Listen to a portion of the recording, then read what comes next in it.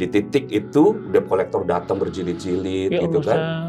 Terus kemudian bolak-balik, aktivitasnya itu cuma bolak-balik ke pengadilan, laporan polisi, itu aja udah tiap hari. Nggak tentram. Gitu. Ini kalau ada bel nih ting tong, pasti udah langsung wah gitu. Itu anak berapa? Anak 3. Oh, udah 3 anak, Masya Allah. Anak 3 mau 4 ya waktu itu. Nah, pada saat itu hampir bunuh diri. Karena saking nggak kuat. Saking nggak kuatnya. Gitu, saya teriak sambil naik mobil 170 km gitu. Setelah itu habis ngajar-ngajar Ustadz apa? Iya, akhirnya saya setelah sambil ngajar, sambil ngeliat peluang, akhirnya saya buka toko keramik. Ada sambungannya Ustadz sebenarnya. Jadi kan itu motor dijual 10 juta ya waktu itu. Terus kemudian sebagian dibeliin tiket saya, terus ada uang kan masih nih, ya kan 9 juta. Ini diapain ya nih uang ya gitu kan, motor udah kejual soalnya. Ini uang diapain? Kalau didiemin aja pasti habis gitu kan. Akhirnya cari-cari peluang usaha gitu. Toko keramik. Keramik apa? Keramik lantai. Jualan keramik lantai. Karena bapak tuh punya material. Ya ada channelnya lah buat ke pabrik gitu. Karena kan modalnya murah karena cuma display aja. Modal display. Udah setelah 1 tahun jadi toko keramik gitu. Terus ngelihat ada kontraktor, enaknya jadi kontraktor gitu kan. Akhirnya jadi kontraktor tahun depannya. Cuma kan kontraktor itu ada kontrak baru ngantor. Gitu. Mikir ada teman-teman yang jadi developer gitu. Akhirnya jadi developer. Punya bisnis perumahan.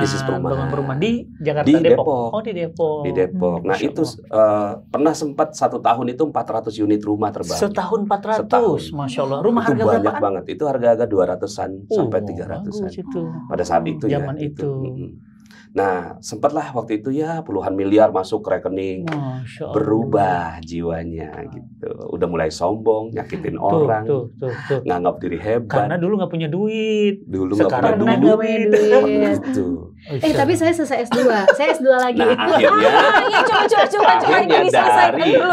dari bisnis itulah. Kamu S2? Saya S2 UI. Masya Allah. Di Kesehatan Lingkungan UI. Berarti sebenarnya S2-nya 2 kali. Saya S2-nya 2 kali karena beliau mau menunaikan janji syarat gitu. Janji saya S2. Nah, saya itu dengar kabar Ustadz sampai kejebak hutang 21 miliar. Itu gimana ceritanya 21 miliar? Jadi waktu itu saya lagi ngembangin project. Ada 5 yang berjalan bersamaan. Ini yang developer? Developer. Oh. 5 berjalan bersaman, gitu kan ternyata ada. Pokoknya waktu itu pesat banget. Iya, ada krisis ekonomi yang 2009. 2009. Iya. Ya, yang Lehman Brothers. Pada tumbang perumahan. Iya, nah itu kan akhirnya kebijakan bank itu tidak memberikan kredit gitu. Dan yang memang kalau bicara krisis makro, yang terkena dampaknya langsung properti gitu. Nah, saya nggak ngerti tuh ekonomi makro gitu. Waktu itu sebenarnya udah ada tanda-tandanya, tapi ya udah kita buka project.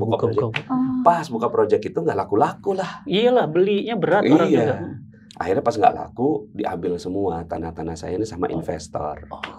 Jadi investor yang ngambil semuanya, udahlah saya kembaliin gitu kan. Gitu. Nah, pada saat itu sombongnya ada gitu. Bismillah saya masih bisa gitu kan. Karena udah punya ilmu developer, udah kenal bank gitu kan, mulai kenalan sama bank. Bank syariah, pinjam duit. Tapi sebenarnya ya ada triki-triki kan biasa kalau dalam bisnis ya. Disitulah dosanya. Akhirnya mulai dah tuh minus sekian sampai minus 21 miliar. Mulai dari bank syariah ke bank setengah syariah, ke bank konvensional, ke BPR gitu kan. Minjemnya tuh sampai ke bank kepala hitam, udah kena juga. Nah, di titik itu debt collector datang berjilid-jilid gitu kan.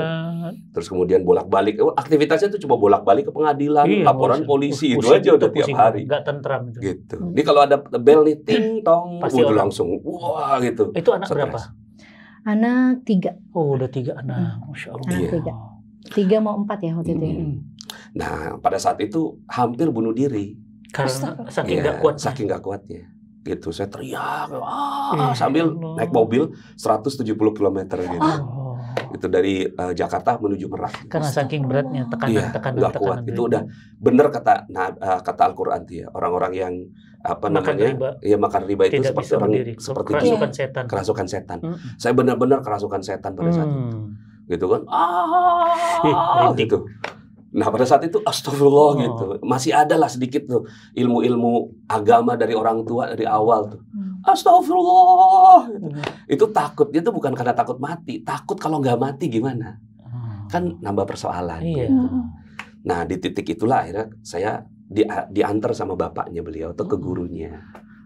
Guru lagi yang Guru lagi. Apa nasihat beliau, Ustaz? Ya pada saat itu, udahlah Nas, kamu kok stres banget gitu. Nih saya antar ke gurunya papa gitu. Pas diantar ke sana gitu kan, kata Kiai itu, kenapa kok gelisah banget gitu. Kan kamu dulu hidupnya pernah ajaib gitu. Saya Kiai, iya kamu hidupnya pernah ajaib, nggak beli, nggak nyicil, nggak kredit, tapi dapat barang secara ajaib. Ingat nggak? Saya Kiai, iya kamu gitu. Nggak ingat, pulang dulu. Pulanglah saya, pulang coba mikir. Karena saking stresnya udah nggak ingat. Iya udah nggak ingat tuh semuanya. Itu tahun 2010 gitu ketemu Kiai. Ingat kejadian di Malaysia 2002 gitu. Saya tuh waktu itu istri lagi hamil, minta sayur. Setiap dia minta sayur saya menghayal gitu. Enak kalau punya kulkas. Belinya sekali, masaknya seminggu. Gitu. Nah, orang Malaysia itu kan kalau mau ganti perabot, letakkan perabot yang lama di depan. Di depan rumah. Silakan diambil sama siapa saja, gitu kan. Nah, kenal ya Ustaz ya? Saya 5 tahun di Malaysia. Oh gitu. Di Kuala Lumpur. Nah, waktu itu sholat zuhur. Ya doanya mah Robbana atina, tapi di kepala pengen kulkas. Pas keluar dari masjid ada kulkas dibuang. Gitu. Ada kulkas dibuang. Gitu ya, akhirnya saya telepon teman saya, boleh nggak diambil ini, jumlah tarik lah, gitu kan, dibawa nyampe rumah nyala, masih bagus, masih bagus gitu kan ternyata. 2002 tuh, ini kali yang dibilang Kiai, gitu kan, datang lagi saya ke Kiai, udah inget belum kulkas ya, gitu, udah inget belum kulkas ya, iya Kiai, gitu. Tuh kan kamu nggak beli, nggak nyicil, nggak kredit, tapi dapat barang secara ajaib, gitu. Terusin dong, yang kayak gitu, yang harusnya hidup kamu jalanin. Itu tuh kayak orang yang minus 21 miliar, dinasihati kayak begitu tuh udah kayak sorga gitu. Bisa kamu tuh lunas puluhan miliar utang kamu itu, gitu. Nah waktu itu seneng tapi nggak ngerti, seneng tapi nggak ngerti gimana, gitu kan, bisa lunas gitu. Gitu kan. Nah akhirnya saya 2 minggu sekali datang ke Kiai, datang lagi ya, seiring berjalannya waktu pemahaman nambah kan. Oh begini caranya gitu. Dan subhanallahnya tuh setiap pulang dari Kiai gitu kan ada aja keajaiban gitu. Setiap pulang dari Kiai ya kan berkahnya guru. Setiap dari Kiai ada aja. Makanya saya jadi ketagihan ke Kiai itu. Ketagihan gitu. Pertama ketagihan karena menghindar dari debt collector. Karena ketakutan larinya ke Kiai. Lari ke Kiai. Bagus. Terus pas pulang dari Kiai ada aja gitu. Keajaiban. Ada duit gitu kan ya, yang sedikit-sedikit gitu. Akhirnya saya berkahnya gitu. Salah satu berkah saya menurut saya ada 2 itu waktu itu. Saya ngejar ridhonya Bapak waktu itu. Saya punya dosa sama Bapak saya.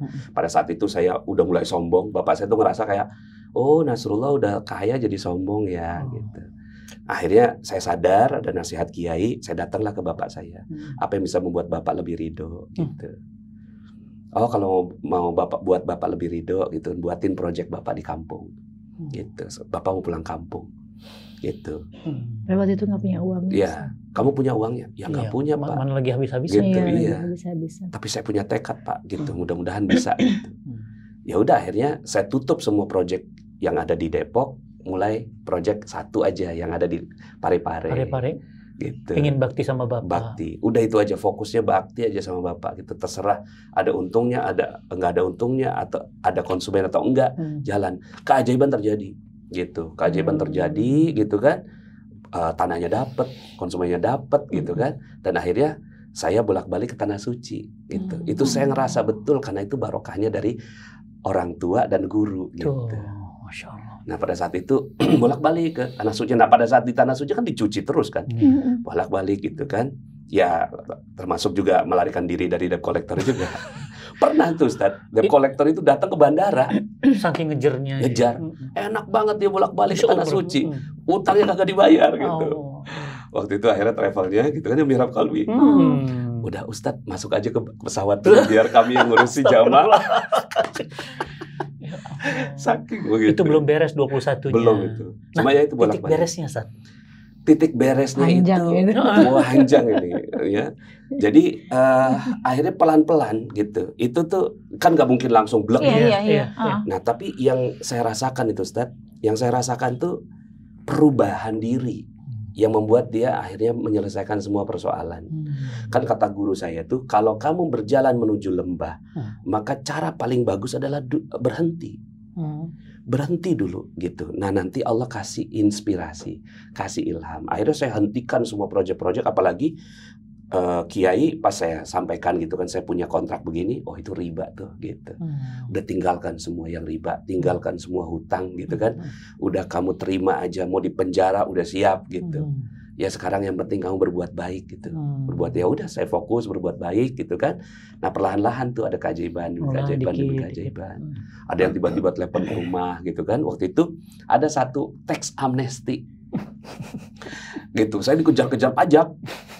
Jadi 21M itu sebagian pajak. Sebagian pajak. Itu pajak. miliaran tuh.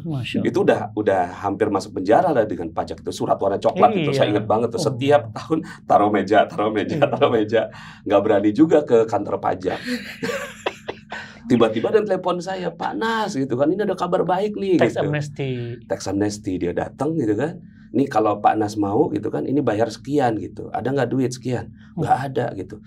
Kalau nggak dibayar, nanti tetap ini akan jadi utang pajak gitu, dosa abadi gitu. Tapi ini kesempatannya gitu. Akhirnya saya bayar cuma sekitar 20%-nya lah. Gitu. Dari yang segitu besar. Enggak, malah 10% malah. 10% dari yang harusnya bayar 100%. Nah, itu salah satu keajaiban buat saya. Teks amnesti, tiba-tiba tanah saya gitu kan yang tadinya tuh ada di pojokan nggak laku gitu kan, ternyata dilihat orang. Masya Allah, gitu pelan-pelan kan. dibuka jalannya sama Allah ya. Gitu. Tiba-tiba ada ide gitu kan untuk buat apa.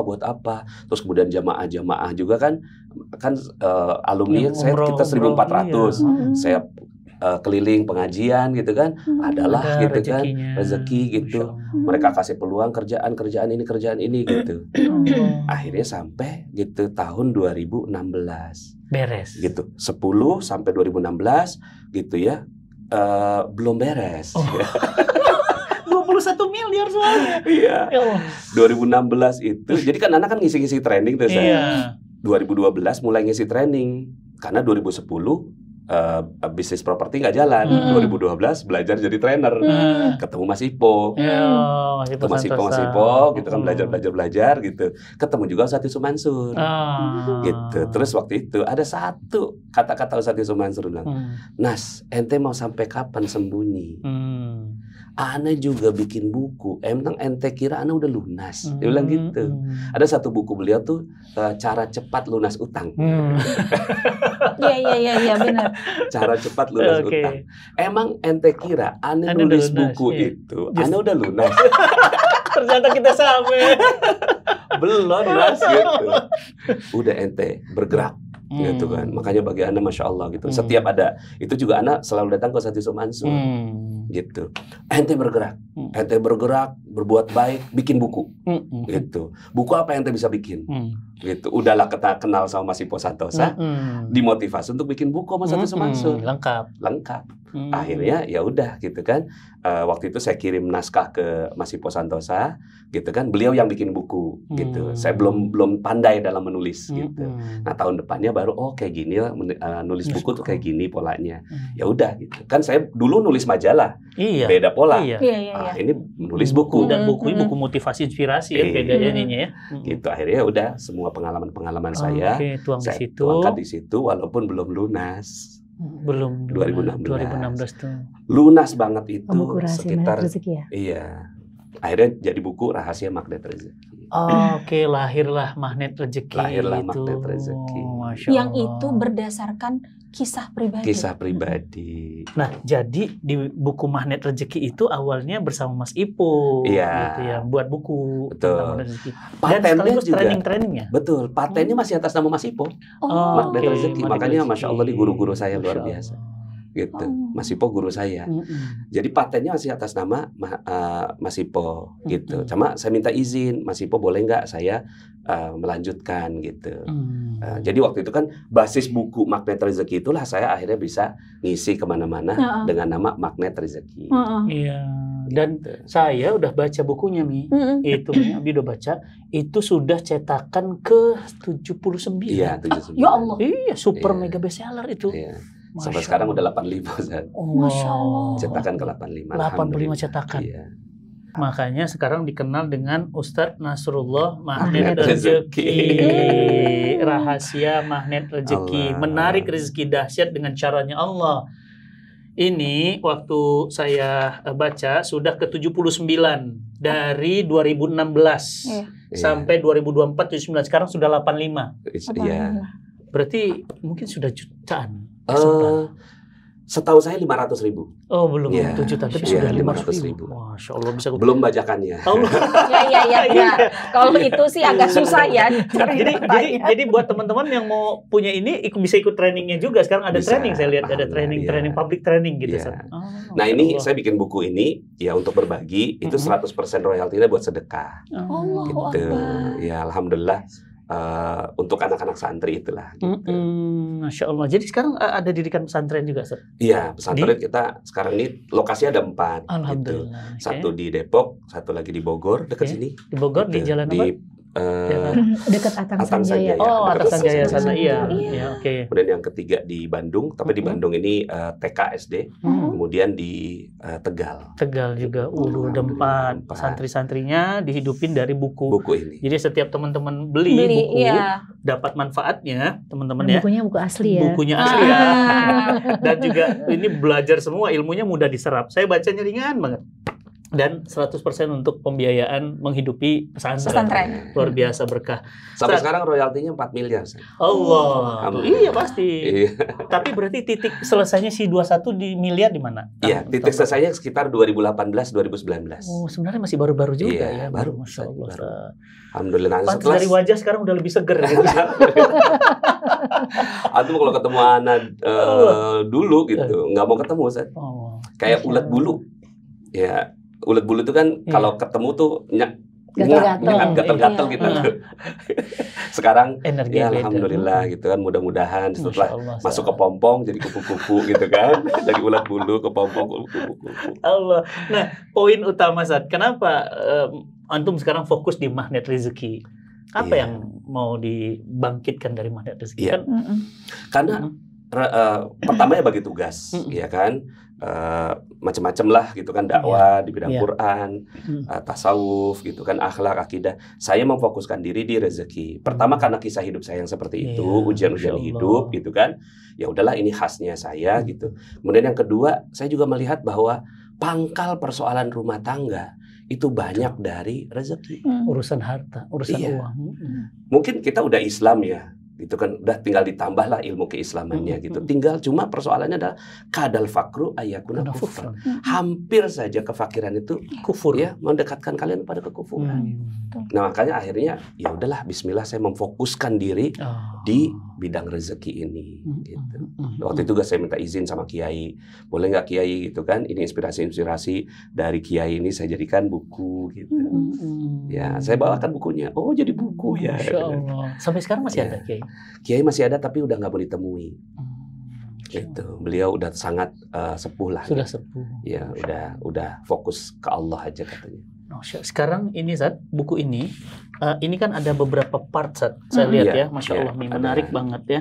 Jadi misalnya kunci rahasia 1, ya, power of positive thinking, positive feeling, ya kan, motivasi positif, kemudian akhirnya jadi ini. Nah, bisa di sharing sedikit kenapa dengan positive feeling dan positive thinking? Iya, pertama kisah ini kan saya ambil dari kisah saya bersama dengan kiai yang bilang kamu tuh dapetin keajaiban. Nah, sumbernya dari situ bahwa setiap orang tuh bisa dapetin keajaibannya. Gitu, fokuslah dengan keajaiban kamu. Gitu. Nah, gimana caranya untuk mendapatkan keajaiban? Nah, keajaiban itu kata kiai jangan ada dosa satupun.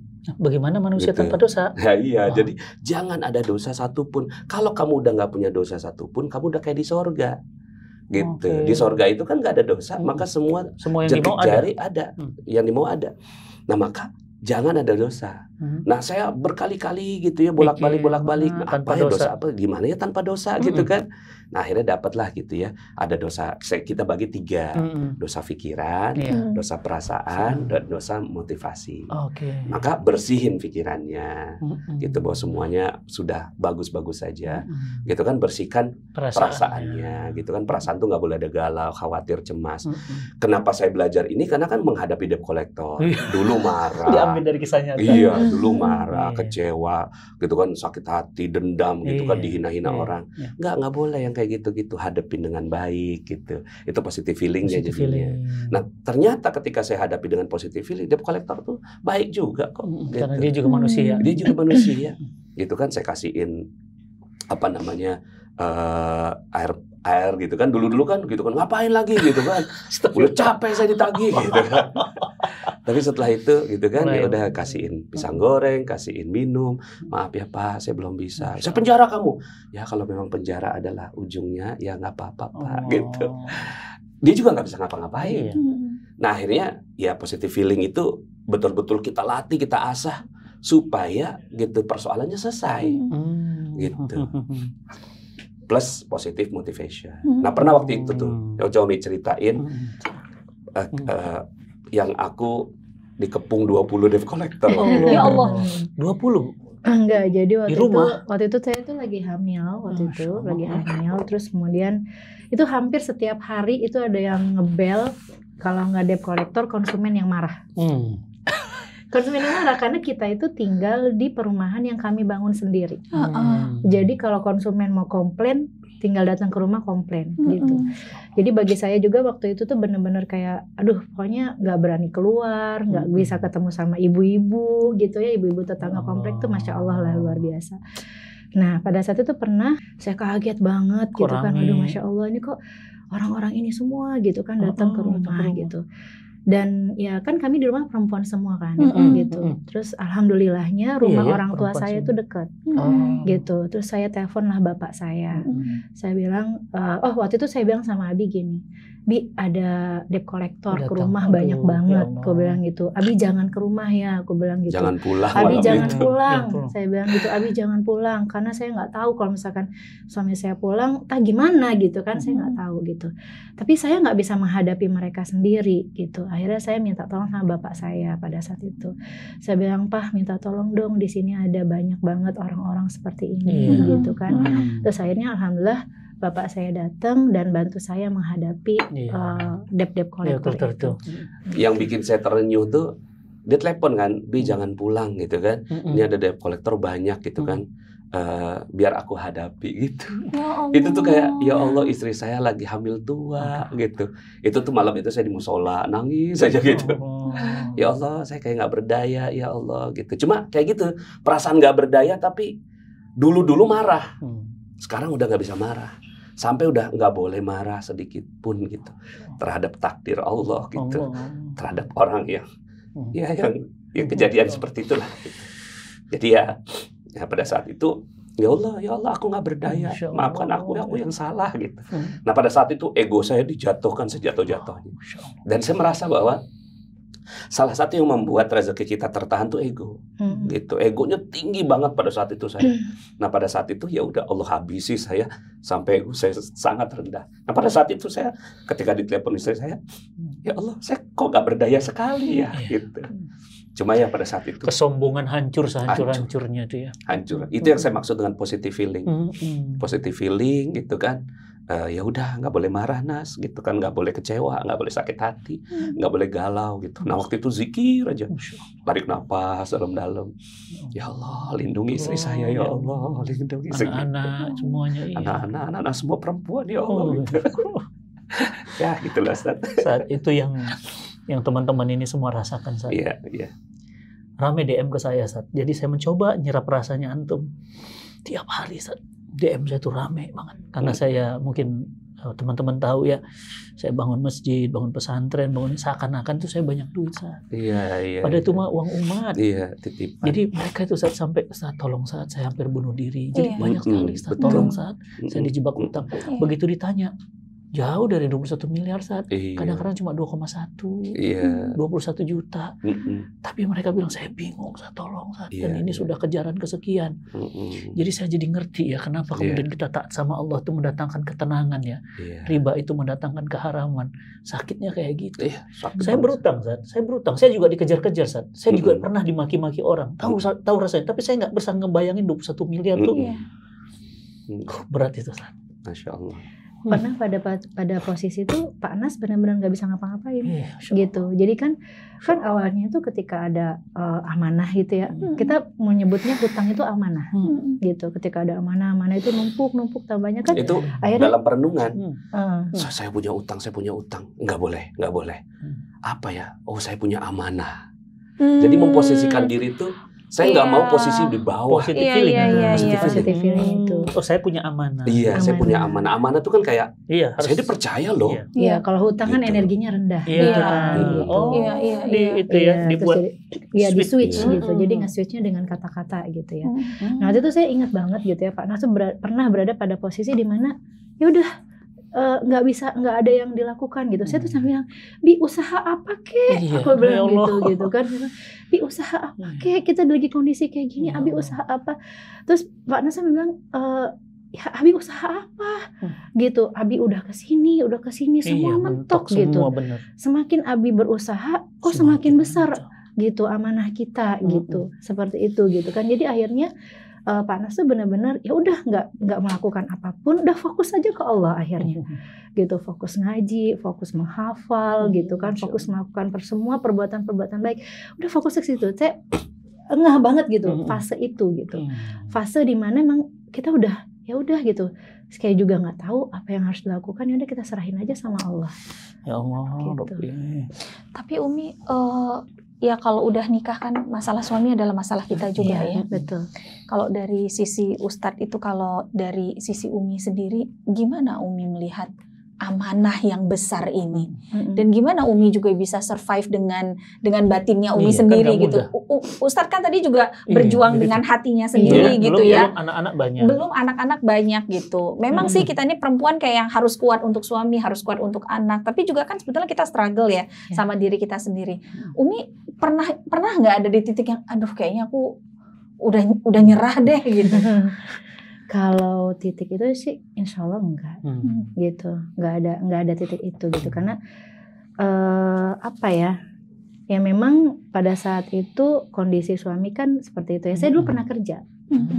Jadi waktu setelah dosen saya bilang udah kamu nggak usah ke Malaysia gitu ya, harus ke Malaysia, terus kemudian saya memilih untuk tidak ke Malaysia. Akhirnya saya minta izin sama beliau untuk saya kerja, gitu. Boleh nggak saya kerja? Saya pengen bantu gitu. Saya pengen bantu. Kayak juga gitu dulu. Gitu kan. Terus akhirnya saya kerjalah jadi PNS gitu. Jadi saya pernah jadi PNS di Badan Tenaga Nuklir Nasional. Batan. Iya, Batan. Gitu. Nah, terus kemudian kan Pak Anas akhirnya bisnis developer gitu ya. Nah, begitu bisnis developernya maju, beliau minta untuk saya itu untuk berhenti resign. Ini kaitannya dengan budaya keluarga. Saya budaya pedagang, dia budaya pegawai. Jadi saya tuh kayak aduh kalau ngelihat dia kerja tuh kayak nggak rela gitu. Nah, sementara dia juga ngelihat saya gitu kan, kok roller coaster banget pengusaha begitu. Betul, saya kan pengen aman gitu istilahnya gitu. Sementara yang dicari nggak aman. Sementara beliau benar-benar kayak gitu. Saya bilang ya udah nggak apa-apa deh Abi kayak gitu, tapi saya pengen ada amannya dikit nih gitu. Maksud saya gitu kan. Jadi ketika saya melahirkan anak saya yang ketiga itu diminta resign gitu ya. Nggak mudah buat saya resign gitu, karena ya ibaratnya kayak itu adalah pekerjaan impian saya gitu ya. Terus tapi ya udah akhirnya saya resign lah gitu kan. Saya taat sama suami saya, kemudian saya resign. Nah, ya udah gitu. Jadi saya menemani semua titik-titiknya. Tapi masya Allah sih, bagi saya suami saya dengan berbagai macam kondisi itu, suami saya tetap bertanggung jawab, Ustaz. Masya Allah. Gitu. Ada sebagian istri kan ada yang setelah suaminya minta untuk berhenti, dia berhenti nih. Tapi pas suaminya lagi terpuruk, dia bilang gini, makanya jangan suruh aku resign waktu itu, kan? Jadi nggak aman kan sekarang. Ada perasaan itu. Ada perasaan itu. Dia trauma. saya tuh selalu mengeluarkan dia, berhenti. gitu, memberhentikan dia dari setiap aktivitas. Udah senang-senang di Indonesia, suruh ke Malaysia. Udah senang-senang di Malaysia, suruh ke Indonesia. Itu kan sudah anak-anak PNS suruh keluar gitu kan dari PNS. Jadi ada traumatis dia. Tipsnya Umi supaya bisa ridho sama semua keputusan suami yang kadang-kadang nggak sesuai sama mau kita. Tipsnya, iya benar. Apa ya? Apa itu? Karena banyak istri-istri yang juga kayak gitu. Iya. Kalau saya sebetulnya memang selalu berpikir untuk apa yang bisa saya bantu gitu buat suami. Dan alhamdulillah waktu itu kemudian akhirnya saya jalankan bisnis gitu. Saya jalankan bisnis gitu ya, dan kemudian disitulah saya bisa mulai membantu suami saya gitu. Jadi pada saat bukan bantu sih, saya minjem duit. Pinjam duit 1 juta doang. Kok sama sih? Kamu juga gitu ya? Aku pinjam sama istri. Iya sama. Pinjam yang biasa pinjam 2 juta. Iya, pinjam ya Allah. Iya, jadi waktu itu alhamdulillah pinjam gitu tuh kan. untuk bayar debt collector. Gitu. Iya, alhamdulillah kemudian akhirnya saya jalan bisnis, dikasih ridho sama suami gitu kan untuk saya jalankan bisnis, dan ya alhamdulillah gitu. Nah, itu pelan-pelan gitu. Pelan-pelan akhirnya kita bareng-bareng gitu ya sama suami gitu. Dan bagi saya memang kadang-kadang nggak mudah ya untuk ridho terhadap semua keputusannya beliau gitu. Dulu nggak gampang gitu. Kalau dulu ya gitu, dulu tuh ya kita sempat marah-marahan dulu lah gitu kan. Disuruh resign itu nggak kemudian disuruh resign besok saya resign, berbulan-bulan itu gitu ya. Beliau kasih ultimatum, edukasi dan lain-lain gitu kan, sampai akhirnya ya udah saya ikhlas, saya izin juga sama orang tua gitu, gimana ini gitu kan, suami minta saya resign gitu. Jadi sampai saya tanya orang tua, saya tanya kakek saya gitu ya, gimana nih disuruh resign nih, ya udah kata orang tua saya, ya udah nurutin suami gitu, turutin suami gitu kan, insya Allah ada berkahnya gitu, seperti itu. Jadi ada dukungan dari orang tua juga yang menguatkan keputusannya Umi agar ridho kepada suami. Nah, itu orang tuanya keren. Iya, ayo nak, kamu udah nikah nak, taat pertama suamimu. Karena orang tua juga jadi pembisik biasanya. Iya. Itulah kenapa mama udah bilang dari dulu sama kamu, jangan nikah sama dia. Tuh kan, itu kan jadi pembisik. Ya itu makanya. Tapi ketika orang tua bilang itu suamimu, itu surgamu, dukung. Sama kayak Umi. Waktu habis susah beli mesin cuci nggak bisa, semua nggak bisa, itu suami taati. Kita sponsor utama kita orang tua. Beli mesin cuci orang tua, beli kulkas orang tua. Sama Ustadz, nggak minta, ya? Apa maksudnya? Nggak beli, nggak nyicil, nggak kredit. Tiba-tiba udah ada aja di rumah. Benar keajaiban. Jadi kalau beliau nyarinya kulkas, kalau kita mesin cuci, mesin cuci. Tapi kalau sekarang mau dapat, maksudnya ridho terhadap semua keputusan beliau itu, kalau sekarang saya lebih mudah, gitu, yaitu dengan Al-Quran, gitu.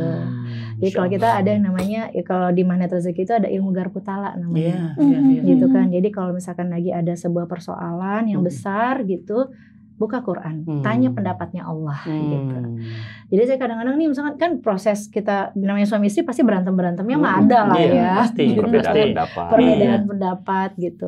Kalau dulu tuh ya kalau saya masih egois juga gitu kan, ya kalau berantem ya mungkin perlu sekian lama dulu baru bisa rilis gitu ya.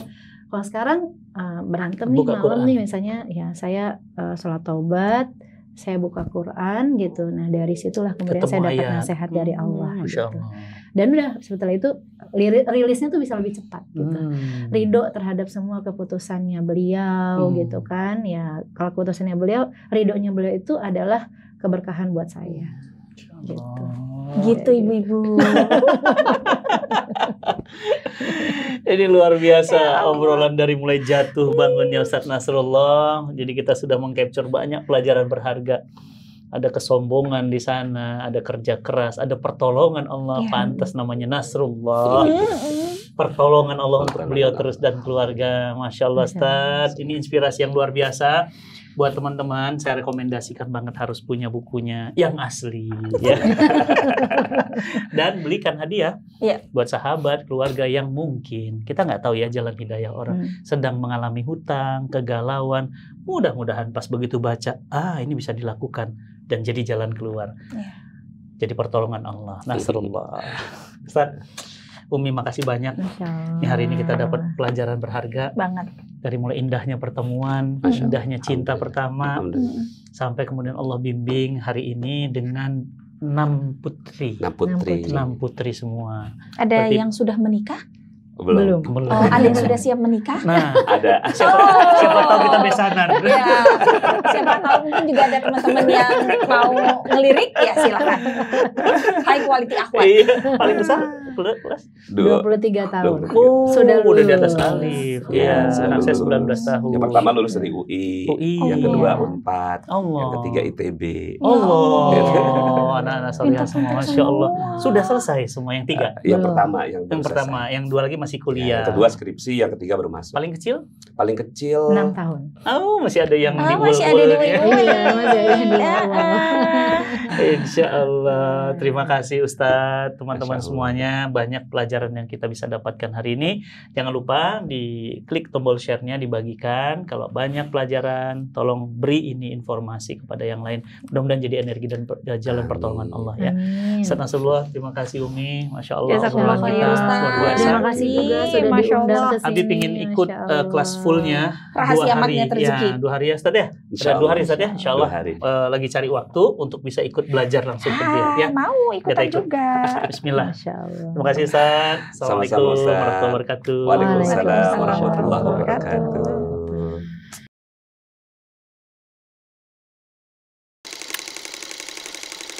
Jadi orang tua itu bukan bercerai hidup tapi bercerai mati. Iya, jadi ibu itu wafat akibat bapak. Saat itu usia 8 tahun belum paham gitu ya. Yang aku tahu bapak jahat gitu. Bapak kenapa pergi gitu. Mereka udah besar gitu. Kenapa bapak milih mereka? Aku tuh masih kecil, masih butuh bapak gitu. Ya terus untuk apa gitu? Maksudnya tuh mereka dulu bareng-bareng sehingga lahirlah saya gitu ya. Kalau ternyata sebelum saya lahir pun mereka udah pisah gitu. Ibu adalah sosok yang menyayat hati Cynthia karena ibu adalah orang pertama yang mencaci maki kerudung aku, dan ibu adalah orang yang entah kenapa beliau tuh suka sekali merendahkan Cynthia gitu. Sangat sakit gitu ya, sangat sakit. Bapak itu banyak mengkhianati ibu sehingga ibu tekanan batin, banyak penyakit sampai akhirnya sakit gitu loh. Saya berkali-kali berdamai dengan bapak, gagal terus gitu. Dan muncul kebencian lebih dalam ketika ingin berusaha untuk berdamai gitu sama bapak. Kok bapak kayak gini gitu? Kok bapak dari kecil tuh gak pernah ada gitu, kayak kenapa aku tuh ditinggalin terus gitu. Kenapa bapak ninggalin aku? Idaman bagi sebuah keluarga adalah tetap bersama. Dan idaman bagi seorang anak melihat orang tuanya saling cinta. Tapi tidak semua orang merasakan hal yang sama. Saya dibesarkan dari keluarga broken home. Saya sangat mengimpi-impikan ayah dan ibu saya bisa hidup bersama dan menikmati cinta sepenuh jiwa. Tapi saya tidak mendapatkannya. Dan dampaknya bagi anak broken home tidaklah mudah. Dia akan menjalani sisa-sisa hidupnya dengan penuh luka-luka di dalam jiwanya. Dan alhamdulillah saya sembuh melewati itu semuanya. Dan saya ingin mengajak sahabat semuanya untuk sembuh bersama event yang saya gelar Broken Home Healing.